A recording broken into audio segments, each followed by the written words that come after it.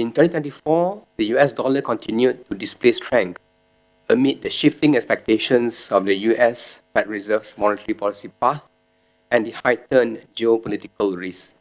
These global currency market dynamics have led to pressure on most regional currencies, including the ringgit, which has depreciated against the US dollar by 2.4% year to date, as of 15th of May. To put this into perspective, if you look at the ringgit's performance, as shown in the dark red line in the chart, it is actually within the upper range among the regional currencies, as you can clearly see from the chart here. And against this backdrop, the bank's market operations will continue to ensure sufficient liquidity and the orderly functioning of the foreign exchange market. To manage the short-term pressures on the ringgit, the government and Bank Negara Malaysia have taken a number of coordinated actions to encourage consistent flows into the forex market. And this include encouraging the repatriation and conversion of foreign investments by GLCs and GLICs. And second, stepping up discussions with corporates and exporters to convert their proceeds and overseas investment income in a more consistent and timely manner, which we will continue to monitor. All these coordinated actions have helped actually cushion the pressure on the ringgit, despite the strength of the US dollar of late. We have seen improvements in the domestic foreign exchange market. For example, against the US dollar, the ringgit depreciated by 1.6% from 26 February to 15 May. And meanwhile, if you look at the ringgit NEER, which actually measures the ringgit's performance against major trading partners, it has appreciated by 2.5%. And when compared to regional currencies, the ringgit has also performed relatively well, ranking within the upper range against the US dollar. The daily forex trading volume has also increased alongside a narrower bid-ask spread, indicating improved liquidity in the domestic forex market. And we expect these flows can be sustained over time, given that this investment income and export revenue are actually recurring in nature. And additionally, another initiative that we are working on is to pilot a fast-track pre-approval framework for corporates who bring back foreign currency funds and convert them into ringgit, to enable them to reinvest abroad when the time comes. This aims to address frictions raised by corporates during our engagement with them. So we've responded by giving this flexibility. I'm He from Sincho Daily. Currently, the ringgit has rebound. Will Bank Negara take further actions to ensure the ringgit remains stronger? I have a question regarding the non-interest rate measure. Do you think this is the best tool to support ringgit? And I can see, although the ringgit has improved, but it still hover around 470 level against the greenback. So, in order for it to rebound further, do you think there's a need to increase the daily trading volume?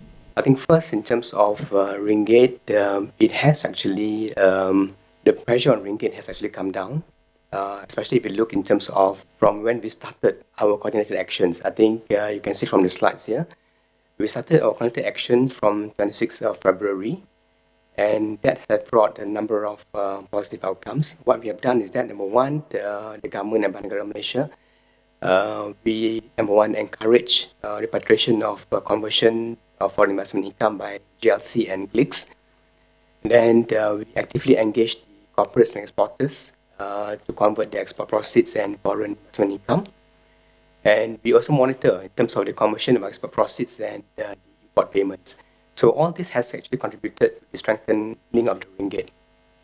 If you look in terms of ringgit performance against US dollar, depreciated by 1.6%. Secondly, in terms of since 26 February, and in terms of the nominal effective exchange rate, that also appreciated by 2.5% since our coordinated action.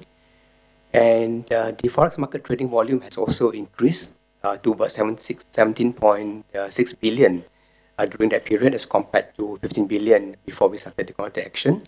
And even the US dollar ringgit bid-ask spread has also narrowed to about 39 percentage point as compared to before.